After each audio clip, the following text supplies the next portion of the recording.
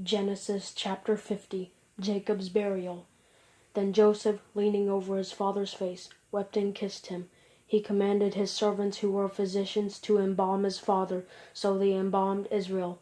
They took 40 days to complete this, for embalming takes that long, and the Egyptians mourned for him for 70 days. When the days of mourning were over, Joseph said to Pharaoh's household, "If I have found favor with you, please tell Pharaoh that my father made me take an oath, saying, 'I am about to die. You must bury me there in the tomb that I made for myself in the land of Canaan. Now let me go and bury my father, then I will return.' So Pharaoh said, 'Go and bury your father in keeping with your oath.' Then Joseph went to bury his father. And all Pharaoh's servants, the elders of his household, and all the elders of the land of Egypt were with him, along with all of Joseph's household, his brothers, and his father's household. Only their children, their sheep, and their cattle were left in the land of Goshen. Horses and chariots went up with him. It was a very impressive procession. When they reached the threshing floor of Atad, which is across the Jordan, they lamented and wept loudly, and Joseph mourned 7 days for his father.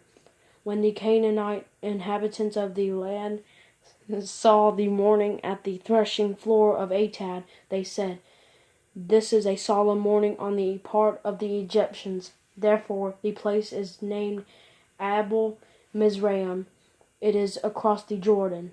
So Jacob's sons did for him what he had commanded them. They carried him to the land of Canaan and buried him in the cave at Machpelah in the field near Mamre, which Abraham had purchased as a burial site from Ephron the Hittite. After Joseph buried his father, he returned to Egypt with his brothers and all who had gone with him to bury his father. Joseph's kindness. When Joseph's brothers saw that their father was dead, they said to one another, "If Joseph is holding a grudge against us, he will certainly repay us for all the suffering we caused him." So they sent this message to Joseph, "Before he died, your father gave a command.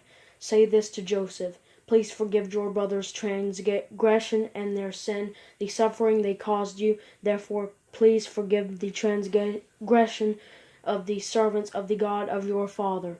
Joseph wept when their message came to him. Then his brothers also came to him, bowed down before him, and said, "We are your slaves." But Joseph said to them, "Don't be afraid. Am I in the place of God? You planned evil against me. God planned it for good to bring about the present result, the survival of many people. Therefore don't be afraid. I will take care of you and your little ones." And he comforted them and spoke kindly to them. Joseph's death. Joseph and his father's household remained in Egypt. Joseph lived 110 years. He saw Ephraim's sons to the third generation.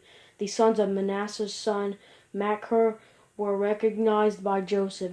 Joseph said to his brothers, "I am about to die, but God will certainly come to your aid and bring you up from this land to the land he promised Abraham, Isaac, and Jacob." So Joseph made the sons of Israel take an oath.